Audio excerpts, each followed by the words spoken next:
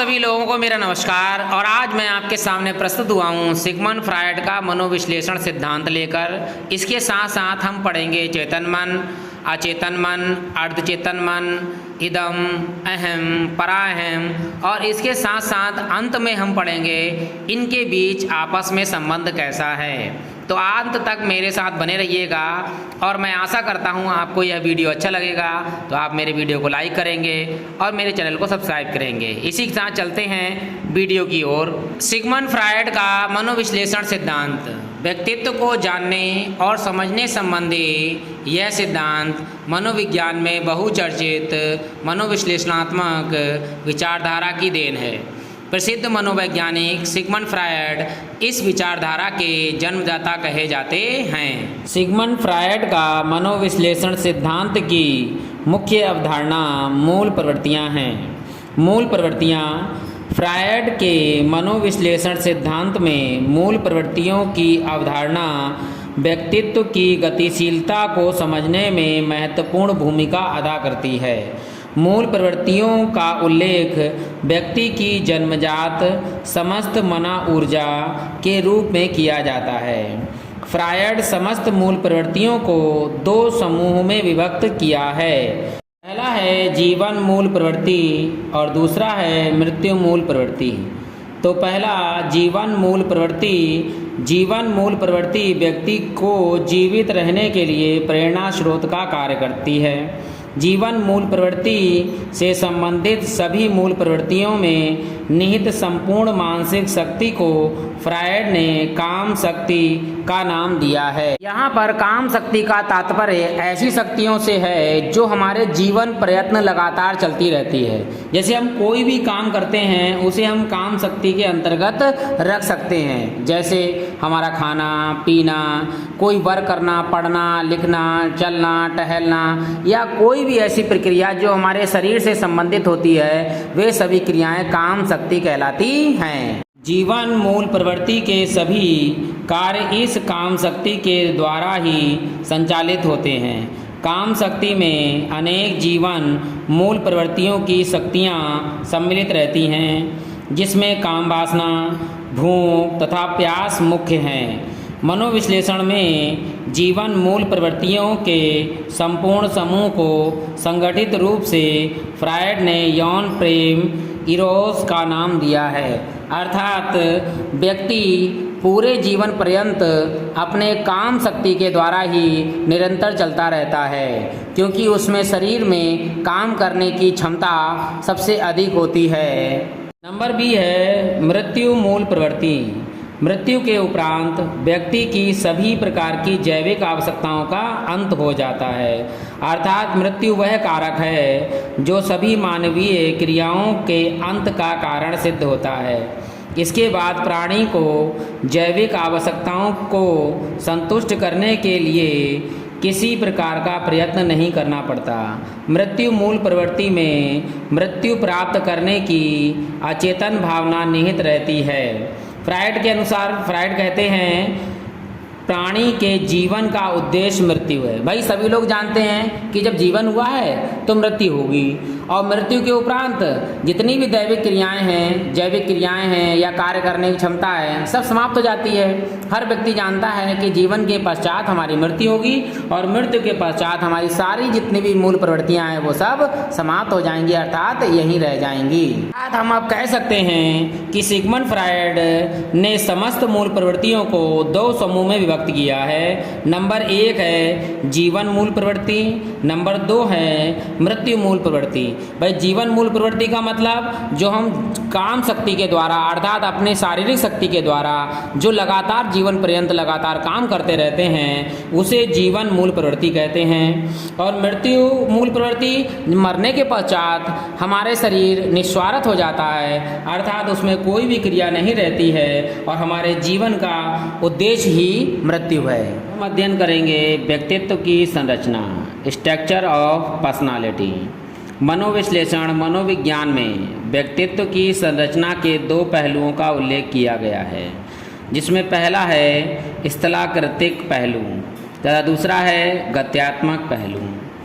तो पहला है व्यक्तित्व का स्थलाकृतिक पहलू, जिसे अंग्रेजी में बोलते हैं टोपोग्राफिकल एस्पेक्ट ऑफ पर्सनालिटी।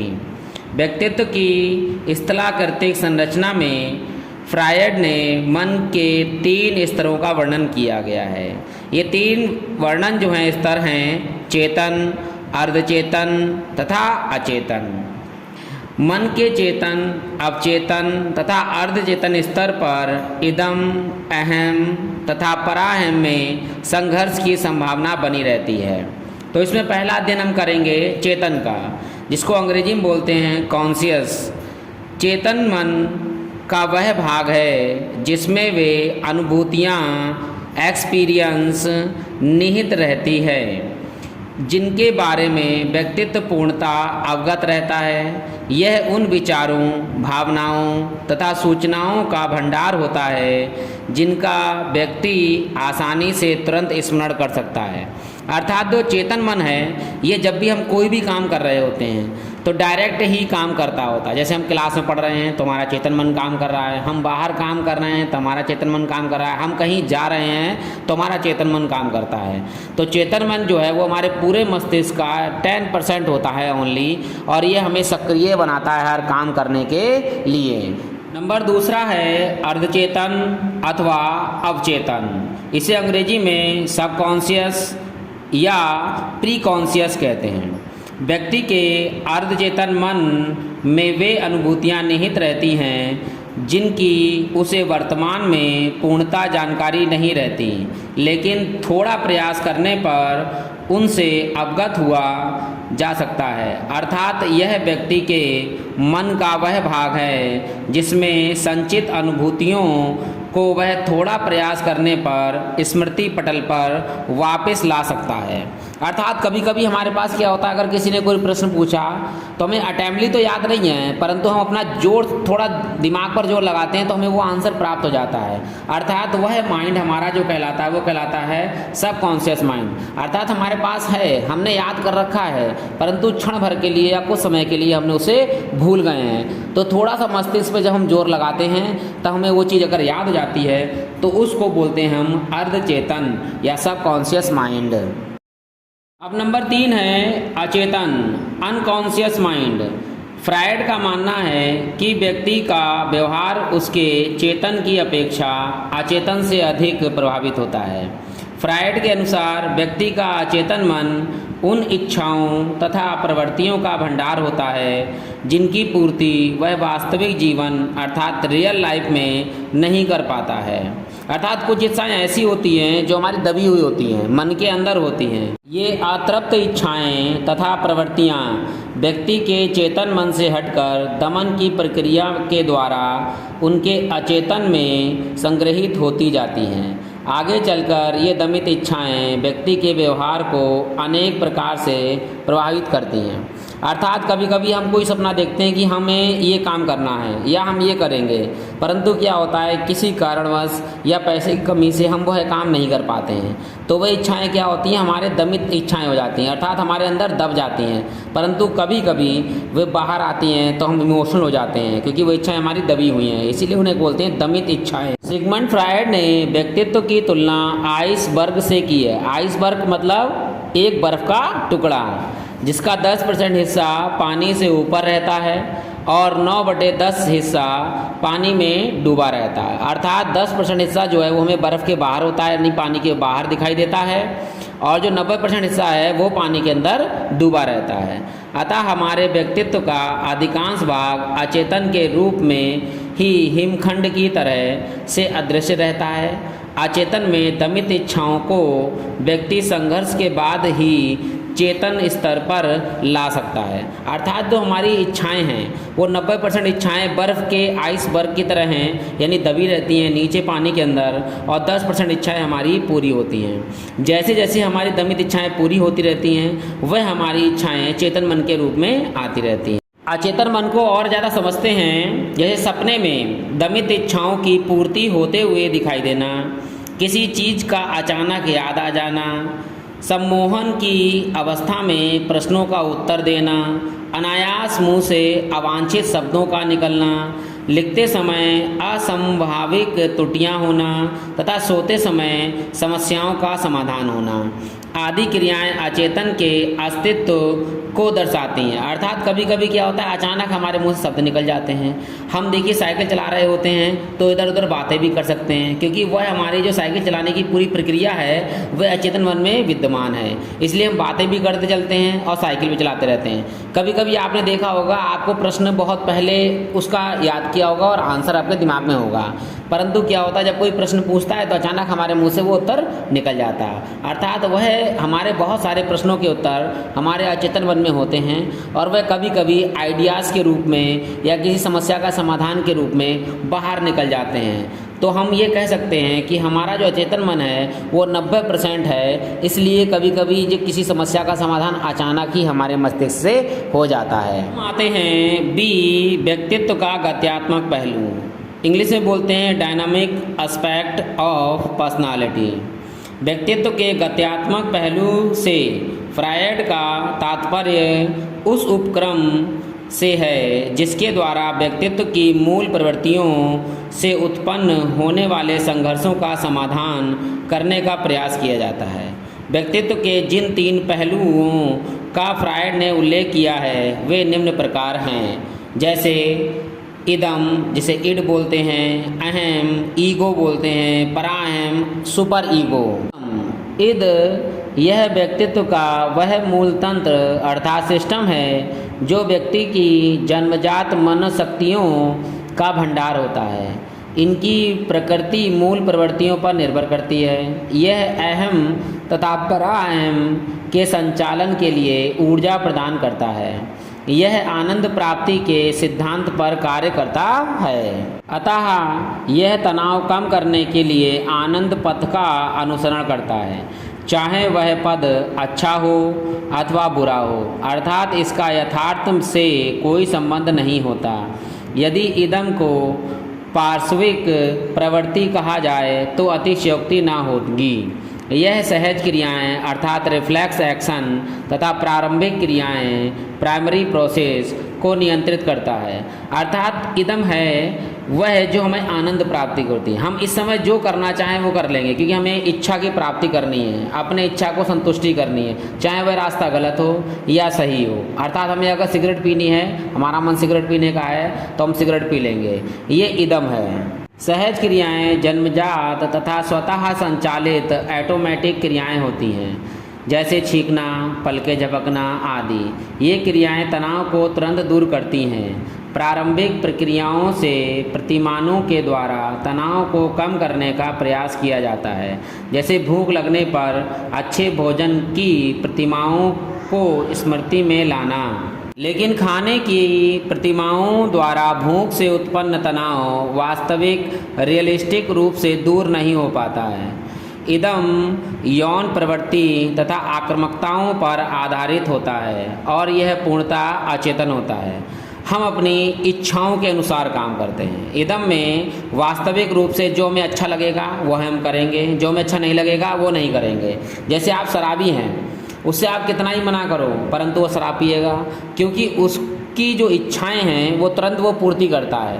लेकिन क्या कहता है फिर बाद में, मैं नहीं पीऊँगा मम्मी तुम्हारी कसम, मैंने ऐसा काम नहीं करूँगा। क्यों? क्योंकि वह इमोशनल हो जाता है। परंतु फिर बाद में क्या होता है, उसको जो है तुरंत इच्छाएं पूरी करनी होती हैं, इसलिए वह फिर से शराब अपना पीना चालू कर देता है। अर्थात यह व्यक्तित्व का जैविक पहलू है। इदम क्या है, वह व्यक्तित्व का जैविक पहलू है। इसे अंग्रेजी में बोलते हैं Id is regarded as the biological component of the personality। और दो है अहम, ईगो। यह इदम तथा बाह्य जगत दोनों के संपर्क में रहता है तथा इदम की इच्छाओं को सामाजिक परिवेश के दायरे में संतुष्ट करने के उपाय जुटाता है। इसकी प्रकृति तार्किक होती है तथा यह इदम तथा पराअहम के बीच सामंजस्य स्थापित करने का प्रयास करता है। अर्थात अहम करता क्या है कि इदम जो है वो सही है या गलत है वो करने का प्रयास करता है, और पराअहम क्या है, वह नैतिकता का गुण है, अर्थात वह सही रास्ता बताता है। अहम क्या है, इन दोनों के बीच की कड़ी है। अर्थात यदि कोई व्यक्ति कुछ गलत करना चाहता है तो अहम जो है वह उसे सही रास्ते पर जाने के लिए प्रेरित करता है कि आप ये काम गलत है, ये काम सही है, आप इस सही काम को करने का प्रयास करें। अर्थात अहम इदम और पराअहम के बीच संतुलन बनाए रखने का काम करता है। अहम द्वितीय प्रक्रिया द्वारा संचालित होता है। Ego operate bye means of secondary process, अर्थात इसकी गतिविधियाँ वास्तविक चिंतन रियलिस्टिक थिंकिंग पर आधारित होती हैं। जिस व्यक्ति का अहम सशक्त अर्थात स्ट्रांग होता है वह इदम पर नियंत्रित करके वातावरण के साथ सामंजस्य स्थापित करने में सफल रहता है। अर्थात जिसमें कंट्रोल करने की क्षमता ज़्यादा है, जो अपनी इंद्रियों को अपने काबू में कर सकता है, तो वह क्या होता है, वह गलत काम कभी नहीं करता, अर्थात वह सही काम ही करेगा, निर्णय लेने में निडर रहेगा। अहम यथार्थता के सिद्धांत पर कार्य करता है। ईगो ऑवेस रियलिटी प्रिंसिपल, अहम का विकास माता पिता तथा बालक के संपर्क में रहने वाले व्यक्तियों द्वारा होता है। अहम को व्यक्तित्व का मनोवैज्ञानिक पहलू माना जाता है। Ego is regarded as the psychological aspect of the personality. अहम को मनोवैज्ञानिक पहलू इसलिए कहा जाता है क्योंकि वह व्यक्ति को गलत काम करने से पहले रोकने का प्रयास करता है। वह पराअहम की सारी सूचनाएं इदम को देने का प्रयास करता है व्यक्ति को कि यह गलत है, ये सही है, आप सही काम करिए ताकि आप अपने जीवन में सफल हो सकें। नंबर 3 है पराअहम सुपर ईगो। पराअहम नैतिकता के सिद्धांत पर कार्य करता है। It operates thought the principle of morality, इसलिए इसे व्यक्तित्व का नैतिक कमांडर कहा जाता है। यह पूर्णतः चेतन होता है। यह मन का वह भाग है जिसे हम अंतर आत्मा कहते हैं। यह अहम को उन्हीं कार्यों को करने की स्वीकृति देता है जो नैतिक मूल्यों के दायरे में आता है।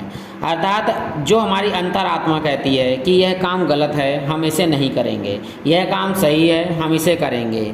पराअहम गुण उन्हीं में विद्यमान होता है जो सबसे गुणी होते हैं, जैसे संत महात्मा जिन्होंने समाज में अपनी प्रतिष्ठा बना रखी हो, एक अलग, जैसे हमारे दादा दादी या पापा और मम्मी, या वे लोग जिनकी समाज में बहुत ज़्यादा इज्जत है, जिन्होंने कभी कोई गलत काम नहीं किया है।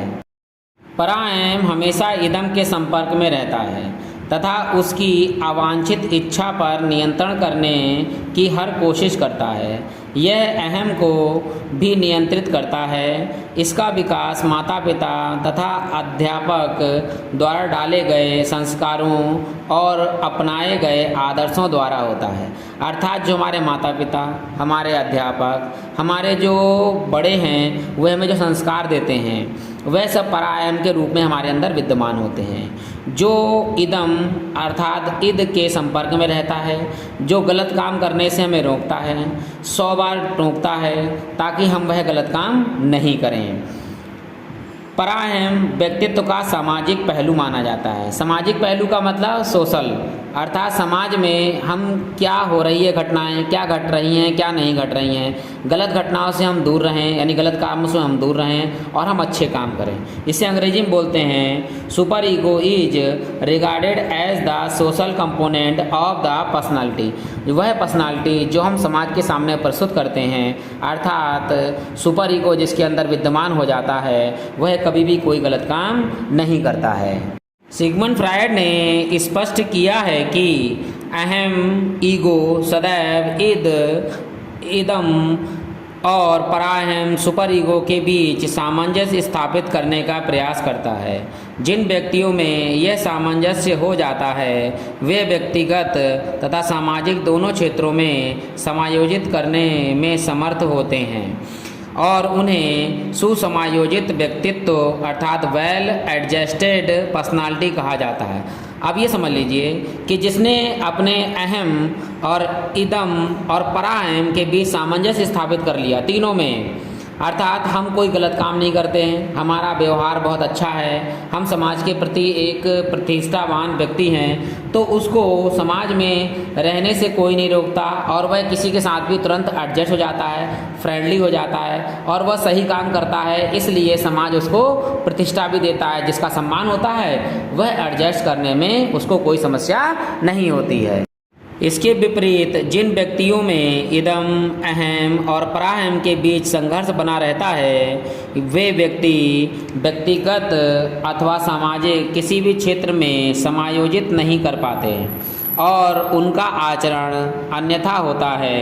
ऐसे व्यक्तियों को कुसमायोजित व्यक्तित्व मल एडजस्ट पर्सनालिटी कहा जाता है। अब ये सोचिए कि जब कोई व्यक्ति अपने इदम, अहम और पराहम के ही बीच में संघर्ष में फंसा हुआ है, जो अपने में ही संघर्ष में फंसा हुआ है, तो वह समाज में कैसे एडजस्ट करेगा? तो वह एडजस्ट ही नहीं कर पाता, क्योंकि संघर्ष उसके अपने अंदर ही बीचों बीच में चल रहा है कि क्या करूं, क्या नहीं करूं, ये गलत करता हूं तो समाज मेरी रिस्पेक्ट नहीं करता है कि क्या है। तो ऐसे व्यक्ति जो है वो समाज में कुसमायोजित व्यक्तित्व कहलाता है। अब हम सभी लोग अंतिम पड़ाव पर पहुंच गए हैं, तो इसलिए भाई आप सभी लोग मेरे चैनल को सब्सक्राइब कीजिए, लाइक कीजिए और आगे शेयर कीजिए। तो हम पहुंचते हैं इन तीनों के बीच में संबंध। तो चेतन का जो संबंध है वह है परायण से, और अचेतन का संबंध है इदम से, और अर्ध चेतन का संबंध है अहम से।